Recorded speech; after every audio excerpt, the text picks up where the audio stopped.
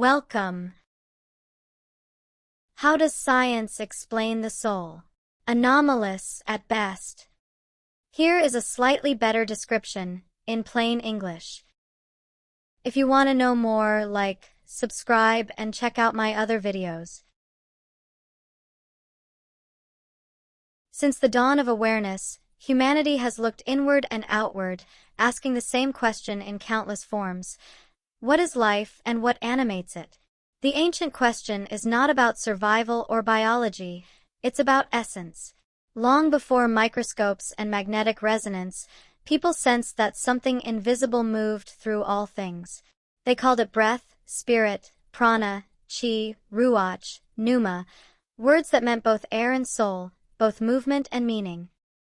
Across continents and centuries, this idea persisted, that life is not merely mechanical, but vibrational. The body was seen as a vessel of energy, the heart as a transmitter, the mind as a receiver. Every culture had its own map of this invisible anatomy: meridians, chakras, nadis, the tree of life, the medicine wheel, each describing the same truth in different dialects. Modern science, in its precision, has begun to rediscover what the ancients intuited.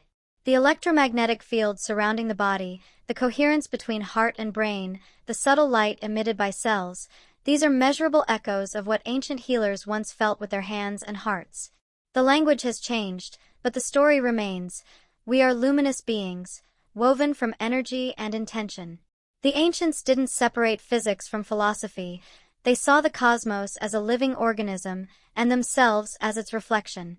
To them, healing was not about fixing, but about remembering harmony, remembering connection, remembering that the same pulse that moves the stars moves within us. The ancient question reminds us that knowledge is cyclical.